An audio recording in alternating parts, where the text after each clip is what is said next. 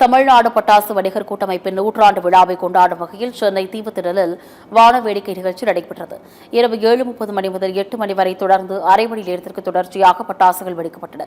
சிவகாசி பட்டாசு தொழிலின் 100வது ஆண்டை கொண்டாடும் வகையில் சுற்றுச்சூழல் விதிகளுக்குட்பட்டு அதிநவீன தொழில்நுட்பத்துடன் தயாரிக்கப்பட்ட புது வடிவங்களான பட்டாசுகள் வெடிக்கப்பட்டன.